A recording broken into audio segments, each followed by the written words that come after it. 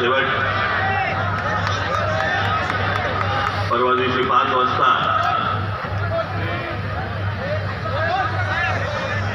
सगळा प्रचार थांबणार.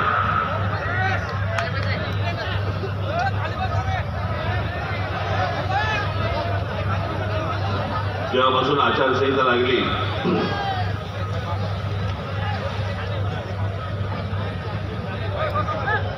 तेव्हापासून महाराष्ट्रामध्ये अनेक ठिकाणी मी सभा घेतोय, महाराष्ट्राची बोलतोय.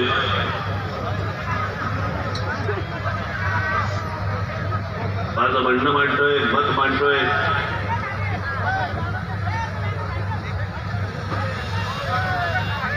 आणि माझी बहुतेक भाषणं मला असं वाटतं की तुम्ही टेलिव्हिजनवरती नाही तर युट्यूबवरती नाही तर मोबाईलवरती कुठेतरी सगळीकडे पाहिली असतील.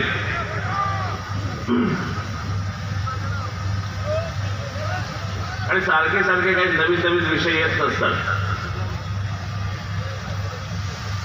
खरं तर आता शेवटच्या ज्या सभा आहेत त्या शेवटच्या सभांमध्ये येऊन तुमचं फक्त दर्शन घेणं हेच माझ्यासाठी सर्वात महत्वाचं आहे.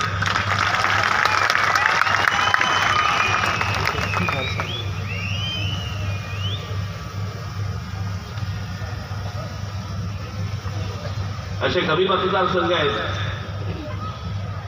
की ज्या मतदारसंघामध्ये मी एका मतदारसंघामध्ये 2-2 सभा घेतल्या.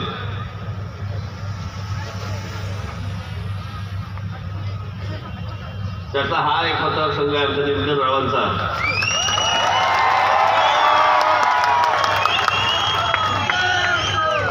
त्याची एक सभा आता आहे आणि ही माझं भाषण संपलं की पुढची सभा लगेच तिथे दुसरीकडे आहे. निमजन उघडे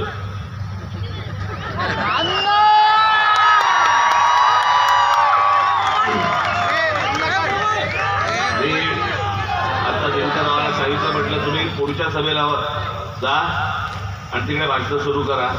म्हणून मी तुमची परवानगी मागतोय की जरा पुढे जाण्यासाठी आपण सर्वांनी परवानगी द्यावी. धन्यवाद. तुमचं मोठं झालंय ना.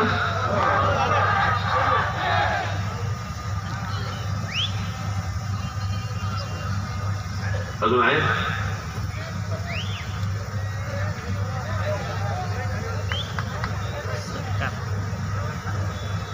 नाशिक देवळाली मोहिनी जाधव, नाशिक पूर्व प्रसाद सानप आणि नाशिक इगतपुरी त्र्यंबकेश्वर काशीनाथ बेंगाळ. तुमची भाषण झाली तुम्ही तिघे येता पुढची सभेला जा. मी येतो. तिघे लोक थांबले असतील ना. महाराष्ट्राचे अनेक विषय असे आहेत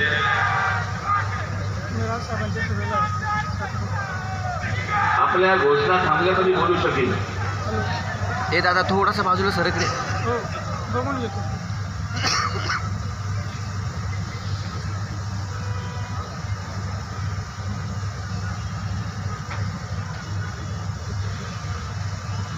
मला फक्त आपल्याला कल्पना द्यायची, जाणीव करून द्यायची आणि आपण पुढेही गाफील न राहता न विसरता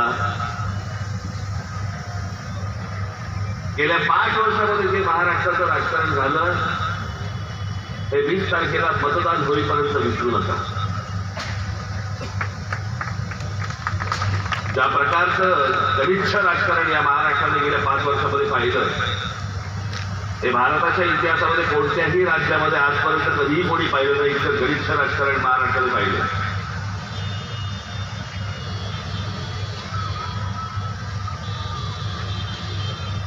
त्याची सुरुवात 2019 पासूनच्या निवडणुकीपासून त्याचा निकाल लागला तेव्हापासून या सगळ्या गोष्टी सुरू झाल्या. मी आज फक्त तुमच्यासमोर काही फरक सांगण्यासाठी इथे उभा आहे की मी कशा प्रकारचा विचार करतो आणि बाकीचे लोक कशा प्रकारचा विचार करतात.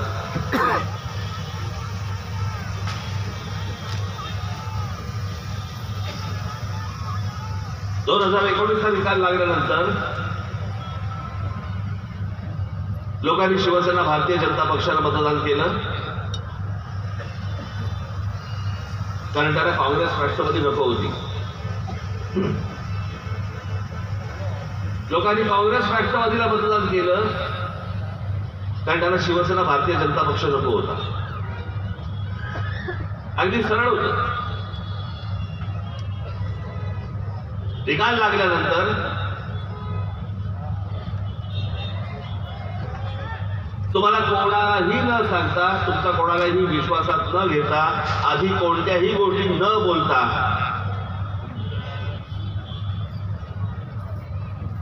उद्धव ठाकरेंनी सुरू केलं की मला माझ्या गळ्यात मुख्यमंत्री पदाची माळ 2.5 वर्षाची घाला.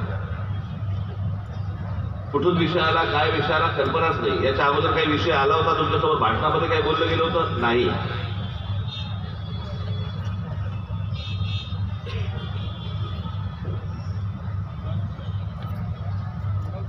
पण ज्यावेळेला त्यांच्या लक्षात आलं की माझ्याशिवाय सत्ता बसू शकत नाही भाजपची, त्यावेळेला पिळायला सुरुवात झाली. ज्यामध्ये महाराष्ट्राचं हित असतं तरी मी समजू शकलो. पण करायचं काय होतं, फक्त माझ्या गळ्यात मुख्यमंत्री पदाची माळ घाला, फक्त स्वार्थाचा विचार.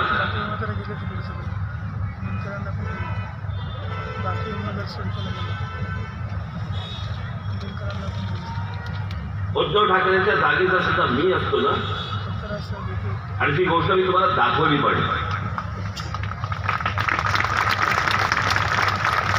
या लोकसभेच्या निवडणुकीला पंतप्रधान ज्या वेळेला शिवतीर्थावरती आले होते, शिवाजी पार्क मैदानावरती आले होते, पंतप्रधानांच्या अगोदरच्या भाषणात मी त्यांना सांगितलेल्या 5 गोष्टी होत्या. त्या पाचही गोष्टी या महाराष्ट्र हिताच्या होत्या, माझ्या हिताच्या नव्हत्या.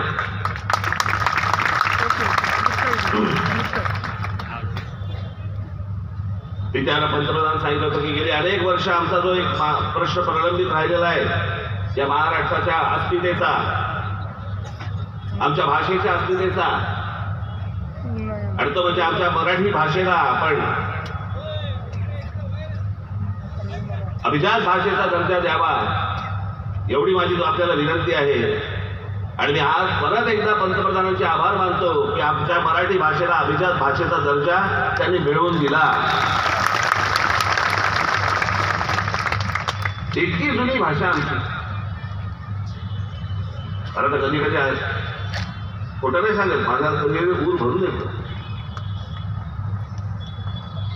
काहीतरी विचार करून बघा की अरे छत्रपती शिवाजी महाराज आमची जी भाषा बोलायची घरात किंवा बाहेर, ती भाषा मी बोलतो. आमचे ज्ञानेश्वर माऊली जी भाषा बोलायची ती भाषा मी बोलतो.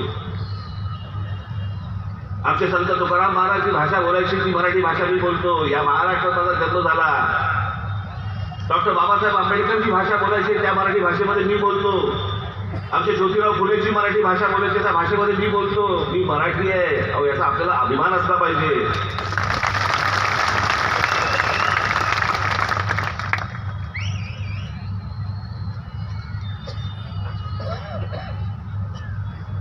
या व्यासपीठावरती जेवढे इथे फोटो आहेत याच्यापेक्षा असंख्य फोटो या महाराष्ट्रामध्ये आपण अधिकारात इथे लावू शकतो.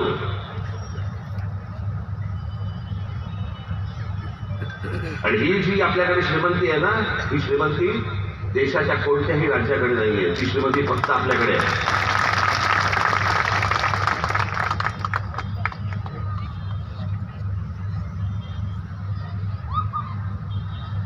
जे 19 साली जे झालं, निकाल लागल्यानंतर झालं, तिथे उद्धव ठाकरेंच्या जागीचा सुद्धा मी असतो ना, ते म्हटलं असतं मला नको मुख्यमंत्रीपद, तुम्ही ठेवा तुमचं मुख्यमंत्रीपद तुमच्याकडे, मी तुमच्या बरोबर येतो. पण मी सांगेन त्या गोष्टी माझ्या महाराष्ट्रामध्ये झाल्या पाहिजे.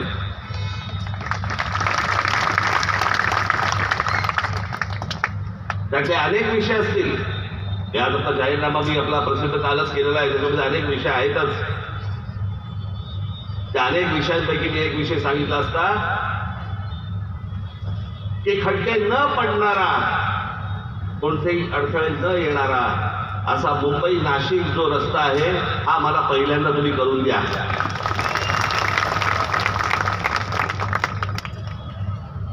त्या शहराकडे जाणारं दळणवळण साधनच जर कमकुवत असतील त्या शहरामध्ये लोक येतीलच का?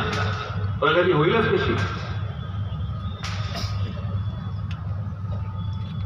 आज पुणे जिल्ह्यामध्ये इतक्या इंडस्ट्रीज आल्या, इतके उद्योग आले. कसे आले? त्यावेळेला रस्ते चांगले झाले, मुंबई पुणा रस्ता चांगला झाला, दळणवळणाची साधनं झाली.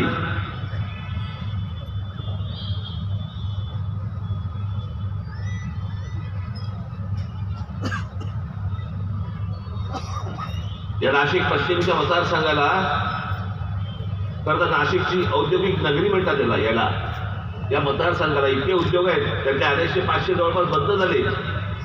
अनेक लोक बेरोजगार झाले. अनेक उद्योग येऊ इच्छितात, पण त्यांना ज्या प्रकारच्या गोष्टी पाहिजेत सबोत आली त्या मिळत नाहीयेत. राजकीय अडथळे सगळे सुरू होतात. तुमच्यापैकी अनेक जे तरुण आहेत इथेच माझ्यासमोर बसलेले आहेत, तरुणी आहेत, अनेकांना माहिती पण नसेल. ही गोष्ट आहे साधारणतः 97-98 सालची. महिंद्रा कंपनी इकडे होती, पण महिंद्रा कंपनीचं एक्सपान्शन त्यांना उद्योग वाढवायचा होता. त्याच्यासाठी म्हणून त्यांना तुम्हाला आठवत असेल स्कॉर्पिओ अशी गाडी तरी काढली आणि सगळ्या गोष्टींना कंटाळले होते आनंद महिंद्रा. ज्याला सरकारी हस्तक्षेप, सरकारी त्रास, सरकारी अडचणी ज्याला म्हणतो आपण, कंटाळले आणि विक्रेते ते. आणि एके दिवशी माझ्या कानावरती आलं की आनंद महिंद्रा ही इंडस्ट्री घेऊन चेन्नईला चालली. ते म्हणाले की मला नाही गोष्टी, मला इन्व्हेस्टमेंट नाही करायची, नाशिकमध्ये मला नाही यायचं, मला तिथे चेन्नईमध्ये तामिळनाडूमध्ये मला चांगल्या सुखसोयी मिळतायत, तिथे मी तामिळनाडूमध्ये जातो. मला कळल्यावरती आनंद महिंद्राला भेटलो. त्याच्यामध्ये काही इकडे नाशिकमध्ये पण लोक होते. मी आनंद महिंद्राला भेटल्यावरती मी त्यांची अडचण समजून घेतली. म्हटलं काय प्रॉब्लेम आहे तुमचा? कारण मला एक गोष्ट माहिती होती की ज्या वेळेला आनंद महिंद्रा इथे येतील, काय रे काय झालं तिथे,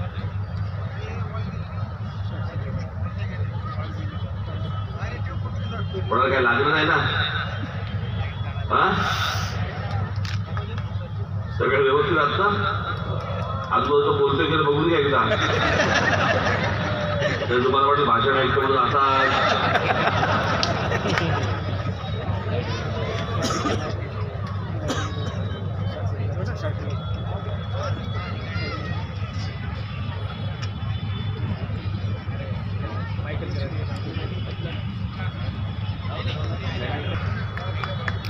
मी त्या दिवशी माझ्या भाषणामध्ये सांगितलं होतं, 30 नाही तरी चालेल, ऐका.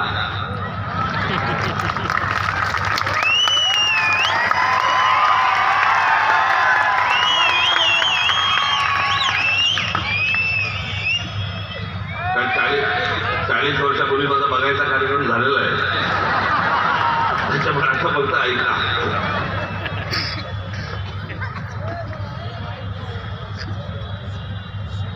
आणि मग मी आनंद महिंद्राशी बोलल्यानंतर मी आनंद महिंद्रांना बाळासाहेबांकडे घेऊन गेलो. बाळासाहेबांना सगळं सांगितलं आणि मग सगळ्या गोष्टी पुढे झाल्या. आणि तो आनंद महिंद्रांचा प्लांट हा नाशिकमध्ये राहिला, थांबला आणि हजारो मुलांना मुलींना तिथे नोकऱ्या मिळाल्या.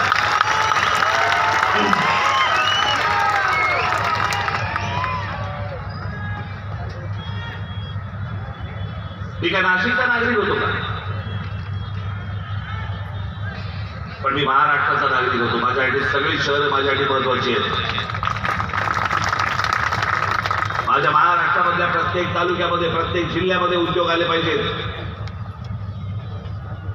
माझ्या महाराष्ट्रामधल्या प्रत्येक तरुणीला जिथे राहतोय तिथे रोजगार मिळाला पाहिजे.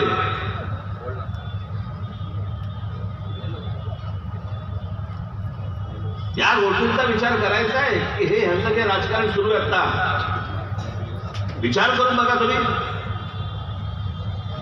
महाराष्ट्रामध्ये ज्या प्रकारचं राजकारण खेळलं गेलं, तुमचा विचारच नाही, तुम्ही मतदार म्हणून तुमचा विचारच नाही. तुम्ही मतदान करून मोकळे झालात ना, गेट आउट. आता आम्ही आमचं काय ते बघणार.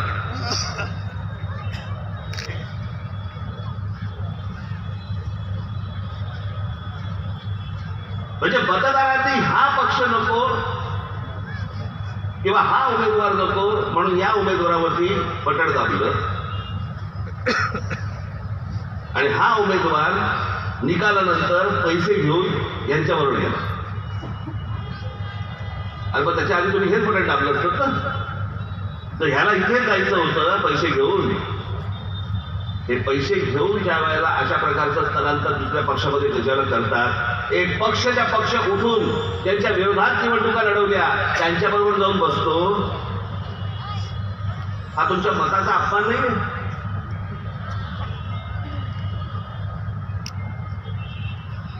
कोणते विचार चालू त्यांच्या मनामध्ये, कोणतेच विचार येत नाही.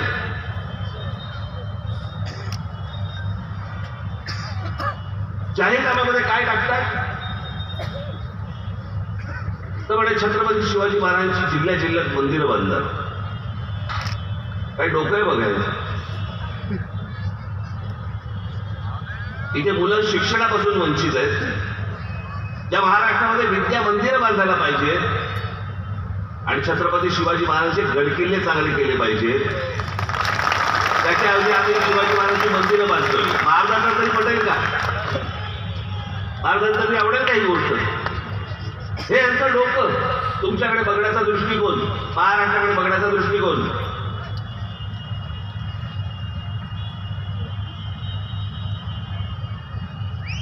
या उलट आपण ज्या गोष्टी सांगतो आहोत, आता जसं मुंबईमध्ये डॉक्टर बाबासाहेब आंबेडकरांचं स्मारक उभं राहिलं, मी तेव्हा पण सांगत होतो, 2014 साली पण तेच सांगत होतो, माझं आजही सांगणं तेच आहे. आता ते स्मारक झालं,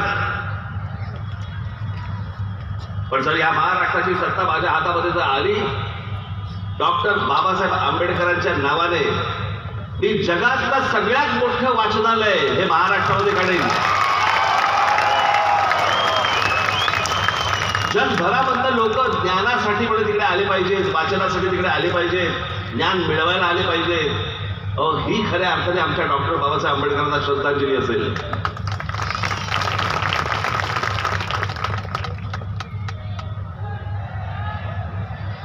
आमच्या महाराष्ट्रामधल्या जास्तीत जास्त मुली या शिकल्या पाहिजेत, शिक्षणापासून त्या वंचित राहता कामा नयेत. जितक्या म्हणून आपल्याला मुलींच्या शाळा काढता येतील, त्यांना शिकवता येईल, ते आपण शिकवलं पाहिजे. ते जर शिकवलं तरच आमच्या ज्योतिराव फुलेंना आपण श्रद्धांजली वाहू शकतो. नाही तर कशासाठी यांच्या फोटोवर लावायचे हो?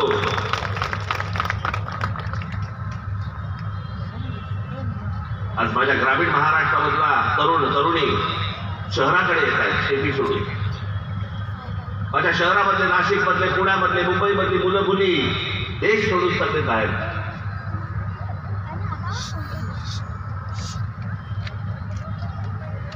हे काही चांगलं वातावरण नाहीये, पण ते का देश सोडून जात आहेत मला असं वाटतं याचा विचार करणं गरजेचं आहे. कानावरती सतत अभद्र बातम्या. वर्तमानपत्र उघडले की आम्ही बघणार काय, आज या जिल्ह्यामध्ये आमच्या एका शेतकऱ्याने आत्महत्या केली. आज हजारो शेतकऱ्यांनी आत्महत्या केल्या महाराष्ट्रामध्ये. काय त्याच्यावरती कोणता राजकीय पक्ष काय बोलतोय, त्याच्यावरती कोणत्या प्रश्नाची उत्तरं काढली आहेत? काही किंमत, माणसाची नावाची काही किंमतच नाही. कोण शेतकरी आत्महत्या करतायत, कितवा गेला, इतका गेला, बरं ठीक आहे आज इतका गेला. काही आमच्या शेतकऱ्यांबद्दल देणं घेणं नाही, आमच्या कामगारांबद्दल देणं घेणं नाही, आमच्या तरुणांबद्दल काही देणं घेणं नाही, तरुणींबद्दल देणं घेणं नाही, आमच्या महिलांबद्दल देणं घेणं नाही. फक्त स्वतःच्या स्वार्थासाठी, स्वतःच्या खुर्चीसाठी, स्वतःच्या पैशासाठी त्यांचं फक्त राजकारण सुरू आहे. आज या पक्षात, उद्या त्या पक्षात पैसे दिले, या पक्षात गेला.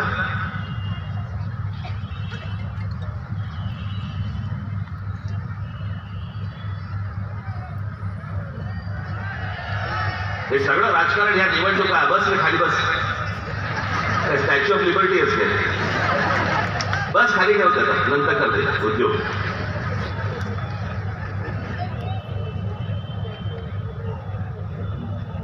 ते माझ्यासाठी नसतं, ते चॅनलवाल्यांच्या कॅमेरासाठी असतं. मी दिसलो पाहिजे घरी दाखवायचं. बघा गेलो होतं सभेला.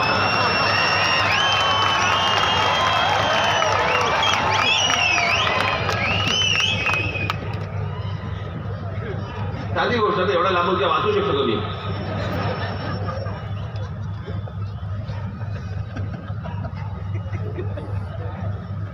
आज तुम्हाला चांगले रस्ते मिळत नाहीत, मुलांसाठी चांगले मैदानं मिळत नाहीत, महिलांना आमच्या चिल्ल्या पिल्ल्याने घेऊन जायला चांगल्या बागा मिळत नाहीत.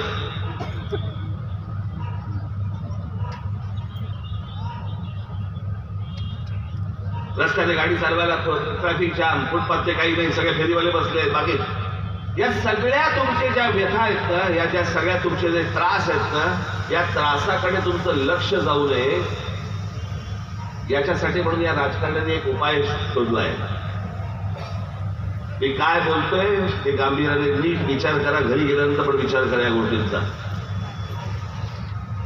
हे जी शहरं सगळी बकाल झाली आहेत ना,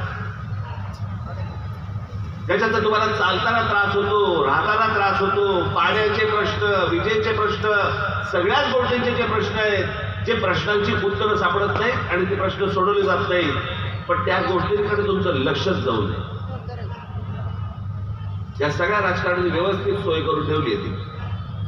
आणि आमच्याकडच्या महाराष्ट्रामधले अनेक लोक त्या सगळ्या गोष्टींना ती जी भुरळ घातलेली आहे त्याला बळी पडत आहेत. आणि ती गोष्ट म्हणजे जाती जातीमध्ये द्वेष निर्माण करणं. महाराष्ट्रामध्ये आजपर्यंत काही जाती पाहिल्या नव्हत्या काय? प्रत्येकाला आपापली जात प्रिय असते, प्रत्येकाला आपापल्या जातीवरती प्रेम असेल.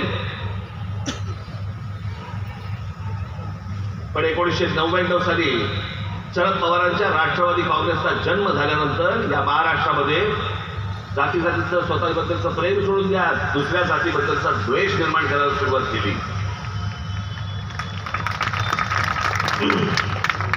तू कोण आहे मराठा, तू कोण आहे ब्राह्मण, तू कोण आहे माळी.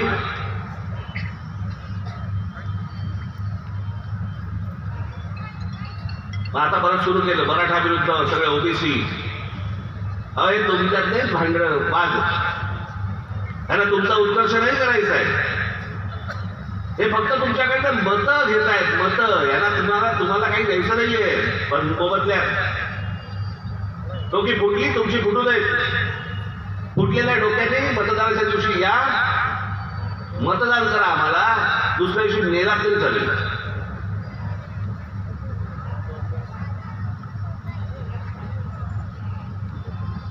हा जो सगळा संघर्ष सुरू केलाय ना या लोकांनी, इतका घाणेरडा ह्यांचा जे ह्याचे स्वार्थ दिसतील, पण ही जखम लवकर बरी होणार नाही. माझी तुम्हाला सगळ्यांना हात जोडून विनंती आहे, तुम्ही एक महाराष्ट्रामध्ये एक राहायला पाहिजे. या लोकांच्या नादी लागू नका. माझ्यासाठी जशी माळी ही जात जशी प्रिय आहे, तशी मराठा माझ्यासाठी प्रिय आहे, तशी ब्राह्मण प्रिय आहे, तशीच माझी आगरी प्रिय आहे, माझी सगळ्या जाती माझ्यासाठी प्रिय आहेत. एकमेकांमध्ये मतभेद निर्माण करणं आणि द्वेष निर्माण करणं माझ्या मनात पण कधी येतं. या लोकांच्या येतं कसं मनात? आणि ह्याच राष्ट्रवादी काँग्रेसच्या जन्मानंतर या सगळ्या गोष्टी सुरू केल्या. होय, मी तुला थेट सांगतोय, राष्ट्रवादी काँग्रेसच्या जन्मानंतर शरद पवारांनी या महाराष्ट्रात हे राजकारण करायला सुरुवात केली. तोपर्यंत आमच्या मनात पण कधी येत नव्हतं. आणि मग आमचे महापुरुष वाटायला सुरुवात केली. आमचे छत्रपती शिवाजी महाराज मराठ्यांचे, डॉक्टर बाबासाहेब आंबेडकर आमचे दलितांचे, ज्योतिराव फुले आमचे माळ्यांचे, लोकमान्य टिळक आमचे ब्राह्मणांचे. स्वराज्य हा माझा जन्मसिद्ध हक्क आहे आणि तो मी मिळविनाच, ही घोषणा काय त्यांनी ब्राह्मणांसाठी केली होती काय? या देशाच्या स्वातंत्र्यासाठी केली होती ना. माझ्या महाराष्ट्रामधल्या मुली शिकल्या पाहिजेत, त्या कोणत्या का जातीच्या असेना, पण त्या माझ्या मुली शिकून मोठ्या झाल्या पाहिजेत. हा विचार ज्या आमच्या ज्योतिराव फुलेंच्या मनामध्ये आला, तो काय माळ्यांसाठी आला होता काय?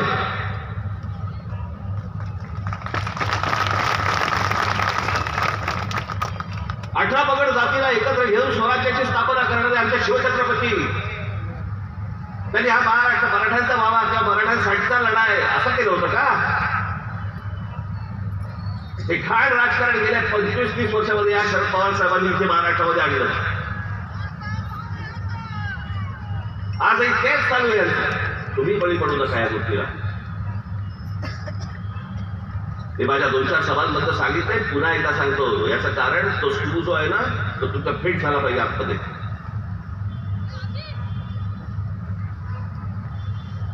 मी तुम्हाला मुद्दामून जात सांगणार नाहीये,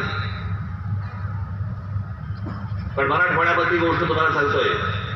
त्या प्रकारची गोष्ट मराठवाड्यामध्ये सुरू आहे. अत्यंत दुर्दैवी, अत्यंत दुर्दैवी.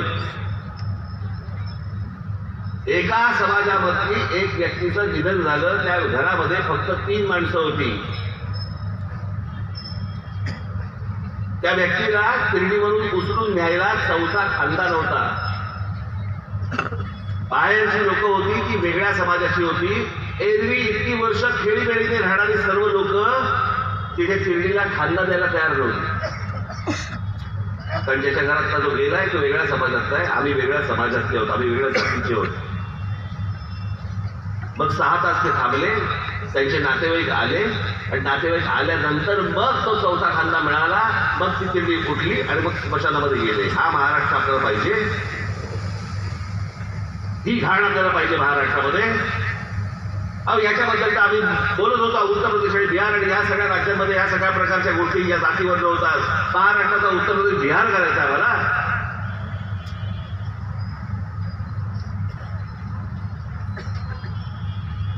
हे जाती जातीमध्ये जे द्वेष निर्माण करणं आहे हे फक्त एवढ्याच गोष्टींसाठी आहे की ज्या मूलभूत जे गोष्टी आहेत, जे मूलभूत जे प्रश्न आहेत त्याच्याकडे तुम्ही बघताच का बघा. बेरोजगार हा बेरोजगारच राहिला पाहिजे. शेतकरी आत्महत्या करतात, अजून केल्याच पाहिजे. महिलांना सुरक्षा मिळत नसेल, मिळालीच नाही पाहिजे.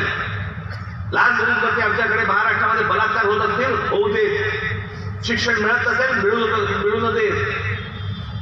आमच्याकडे हॉस्पिटलमध्ये खाटा मिळत नसतील, नको मिळू देत. रस्त्यावर चालता येत नसेल, नको मिळू देत. फुटपाथ मिळत नसतील, नको मिळू देत. मुलं बाहेर परदेशामध्ये निघून जातात, देश सोडून जाऊ देत. आमच्याकडे बिजलीचे दर वाढतायत, वाढू देत. महागाई वाढते, वाढू देत. सगळ्या गोष्टी होऊ देत. पण या गोष्टींकडे तुमचं लक्ष जाता का बरं? तुम्ही कशात गुंतले पाहिजे? तुम्ही जाती जातीमध्ये गुंतले पाहिजे. तुम्ही जाती जातीमध्ये भांडणामाऱ्या केल्या पाहिजे, डोकी फोडली पाहिजे एकमेकांची. हे काय राजकारण चाललंय ना बाबांनो, माझी विनंती आपल्याला हे ओळखा एकदा, हे समजून घ्या. आणि ह्याच्यासाठी काही माणसं उभी केली जातात आणि हे सगळे द्वेष पसरवले जातात. त्याचं कारण तुमच्या मूळ विषयाकडे तुमचं लक्ष जाऊ नये म्हणून. अनेक विषय त्याच्याकडे तुमचं लक्ष जाऊ नये म्हणून तुमच्याकडे तुमचा एक अवयव आलेलाच आहे, मोबाईल नावाचा. आणि मग त्याच्यावरती पण काय काय गोष्टी सतत टाकत राहायच्या. हे जे मी प्रश्न आता तुमच्याशी बोललो, हे 5 वर्ष संपूर्ण नाशिक माझ्या हातामध्ये होतं. महानगरपालिका हातामध्ये होती.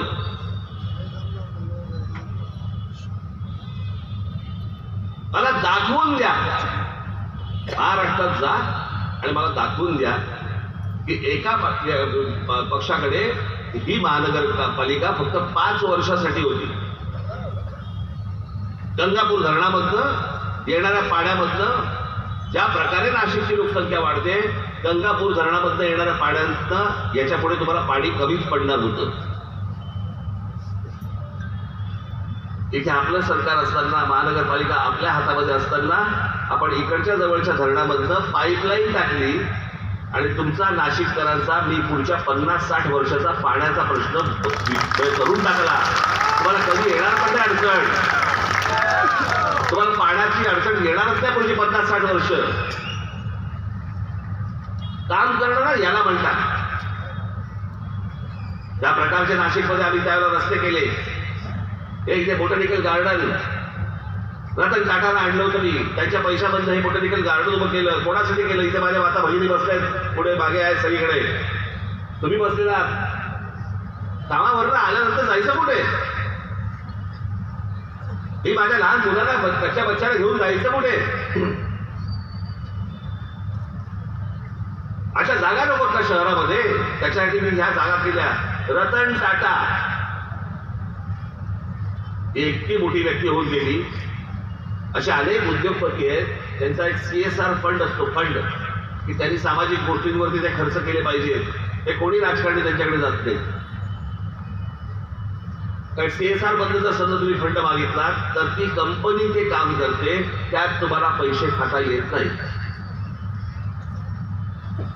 त्याच्यामुळे या उद्योगपतींकडे कोणी जातच नाही. मी रतन टाटाचं इथे आणलं, नाशिकमध्ये आणलं. रतन टाटा आता पुढचं काम करायचं मुंबईमधला एक दादाचा आपला चौपाटी ते करायला तयार झाले. जवळपास 14-15 कोटी रुपये त्यांनी या बोटॅनिकल गार्डन वरती घातले. इतके राजकारणी होऊन गेले, इतक्या राजकारण्यांचे इतक्या उद्योगपतींशी संबंध आहेत. शरद पवारांची तर फक्त त्यांच्याशीच आहेत.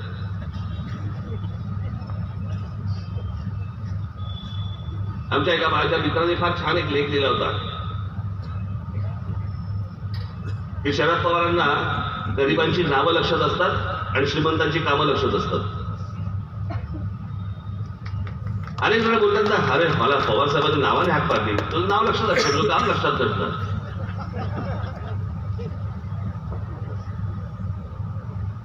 अनेक गोष्टी आम्ही नाशिकमध्ये केल्या, 5 वर्षाच्या आत केल्या. 5 वर्षाच्या आत हे तुमच्याकडचे कारंजे असतील, इकडचा तुमचा ट्रॅफिक पार्क असेल,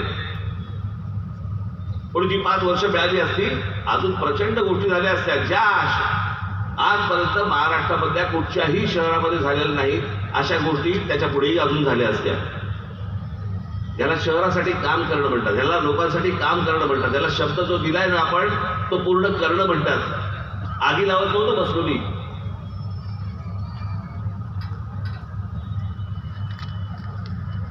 आणि आम्ही काय करणार?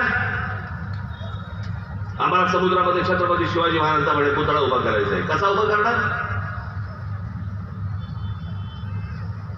काही मागचा पुढचा कसलाही विचार नाही. आम्ही फक्त पुतळे उभे करतोय.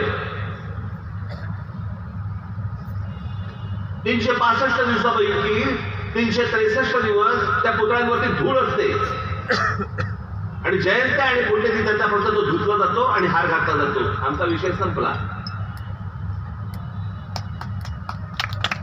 तर छत्रपती शिवाजी महाराजांचं जर समजा स्मारक बनवायचं असेल, अहो शिवछत्रपतींचे आमचे गडकिल्ले उभे केले ना, आमच्या पुढच्या पिढ्यांना आम्हाला सांगता येईल, अरे आमचा राजा कोण होता, त्यांनी काय केलं.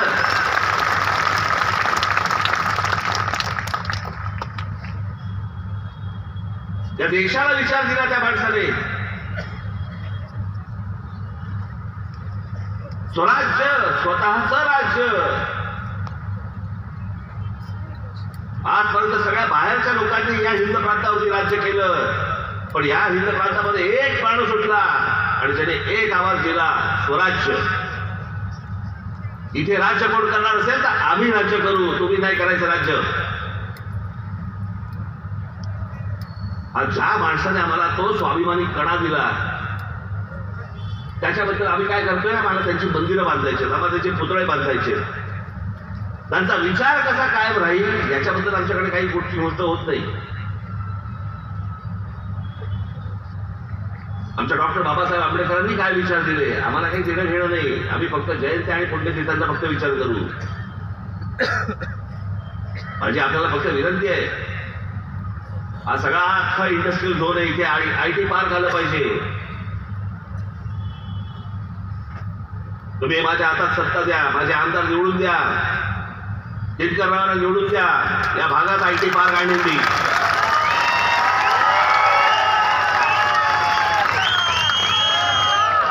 आणि हे मी तुम्हाला जे सांगतोय ना, तो माझा आवडीचा विषय म्हणून करतो मी. माझ्या गळ्यामध्ये मुख्यमंत्री पदाची माळ घाला, मला कुठली खुर्ची द्या, मला कुठल्याही पदावरती बसवा, कुठलंही सत्ता पद द्या. मी याच्यासाठी हापापलेला माणूस नाहीये. मला देणं घेणंही नाही त्या गोष्टीची.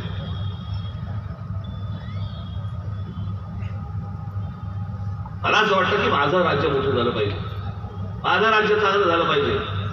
माझे बांधव, माझ्या भगिनी, त्या पिल्ले सगळेजण त्यांना घरात बाहेर पडल्यावर एक समाधान वाटलं पाहिजे की अरे मी नाशिकमध्ये राहतोय, माझ्या उत्तम शहरामध्ये राहतोय. ते कालच सांगितलं ना, आमच्या देशात शोध पण लागत नाही. कसे लागतील? सतत गोंगाट. आमचे मूलभूत प्रश्नच आमचे सुटलेले नाहीत अजून.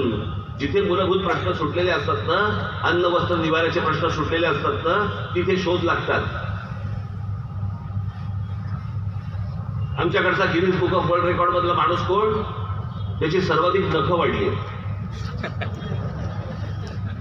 दुसरा माणूस कोण? त्याच्या मिशा वाढल्या. लहानपणापासून नाही कापले तर वाढतातच, त्याला अक्कल नाही लागत. हे आमच्या गिनीज बुकातली माणसं. आणि त्याच गिनीज बुकच्या पुस्तकामध्ये जाऊन बघा जरा कशा प्रकारचे शोध लावलेत जगभरामध्ये.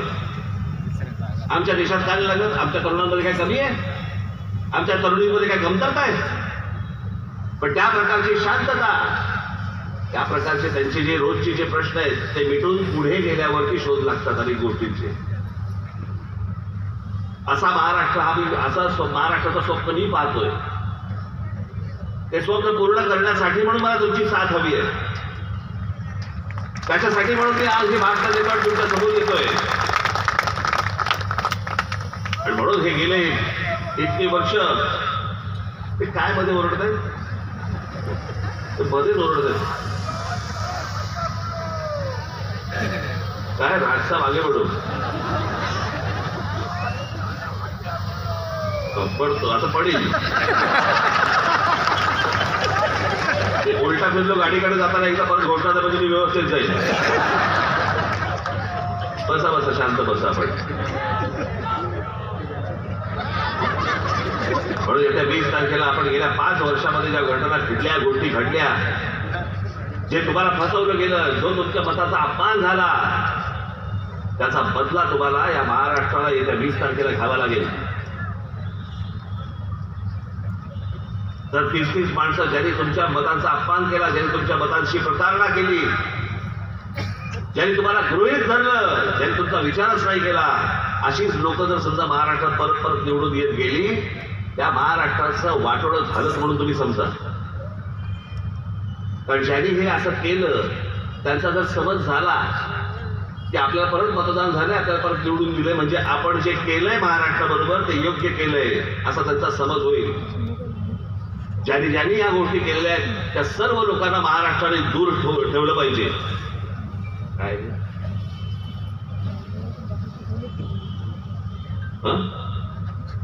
मग संपल्यावरती ना मला वाटलं आवरा सांगताय.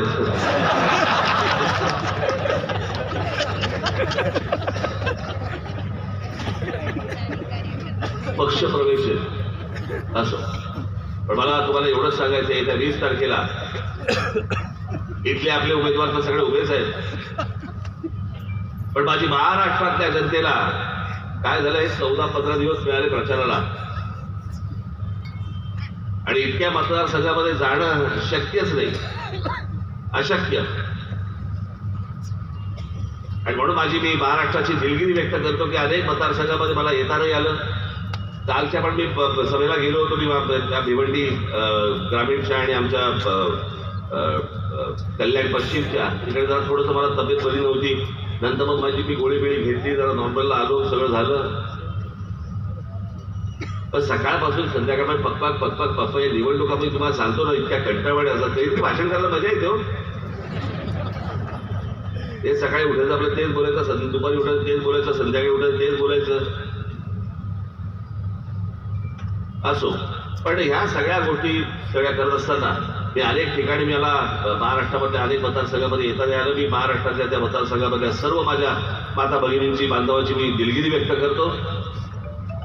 आपण हे सगळं जे उमेदवार माझे उभे आहेत त्यांना आपण निवडून द्या.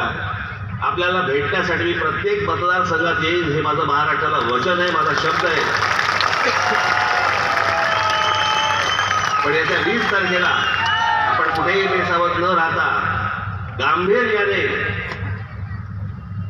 आपल्या रेल्वे इंजिन या निशाणीवरती आपण माझ्या सर्व उमेदवारांना ते रेल्वे इंजिनच्या निशाणीवरती बटन दाबून सर्वांना आपण प्रचंड प्रचंड प्रचंड मताने आपण विजयी करावं असं एक आवाहन करतो आणि तुमचा सर्वांची मी रजा घेतो.